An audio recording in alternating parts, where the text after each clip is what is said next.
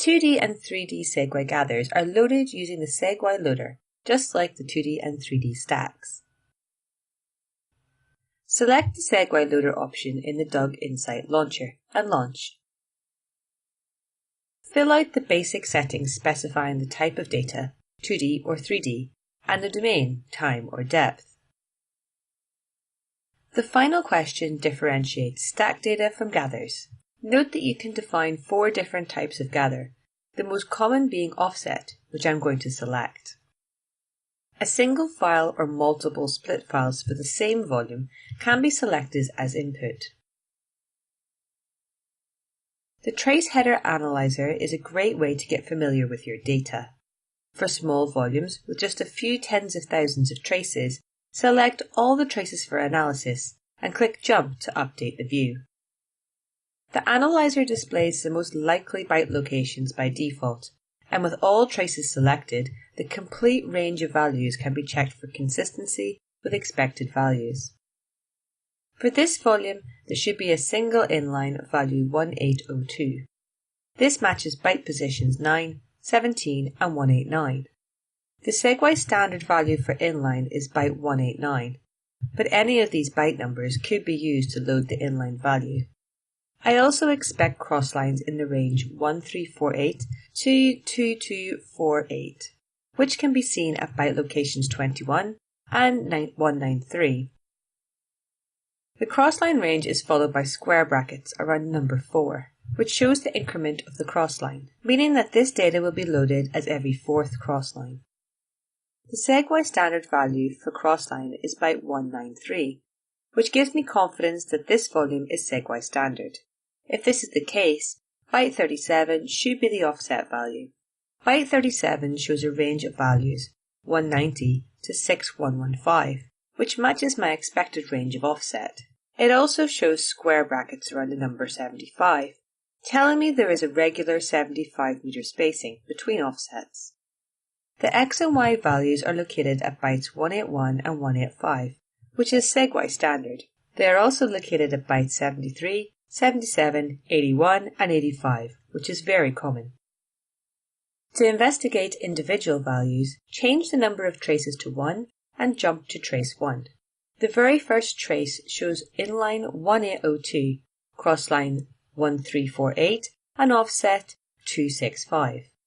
Stepping through the next traces shows that the inline and crosslines remain the same, but the offset increases in value by 75 each trace.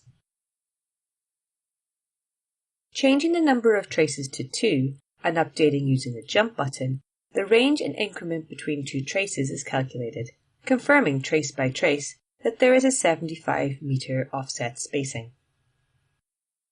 Changing the number of traces to 999 and updating using the jump button, I can select to view the traces.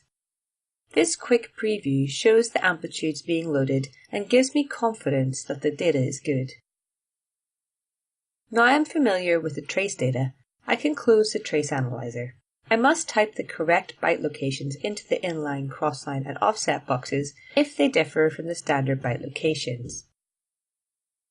The XY values are not required for this load, as the survey has already been loaded with the stack data.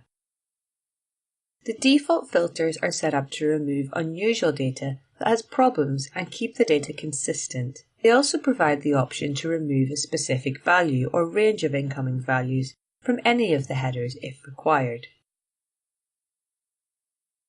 The analysis scans a random subset of the data to check for issues and define ranges. Blue messages indicate that the scan went well.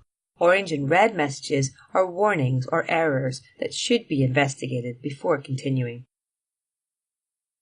The gather must be associated to a survey, which could be new or existing. This data belongs to an existing survey, which is why there is no need to specify X or Y locations in the headers or the provided table. Provide a sensible file name for the volume and associate it to a class type.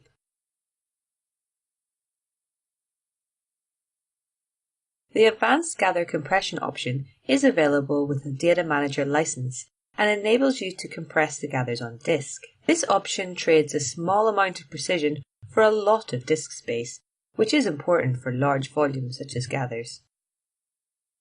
Optimizing the volumes will make slices through the data display significantly faster. Because this optimization increases the load time and can be run at any time after the volume is loaded, I will turn them off for now. The inline, crossline and offset ranges are listed at the base to verify values are correct, but also to allow you to override them if not. Check the messages during the load and look out for orange warnings or red errors. Once finished, the SEG-Y loader can be exited. The Gather view is a good tool to QC the results. Adding the data to the session, it looks just like the existing volume, which is good as they're the same data. The volume parameters are listed in the control panel, showing time, inline, crossline and offset ranges, with increments in square brackets. If you have questions or would like to discover more, then visit our website at www.dug.com.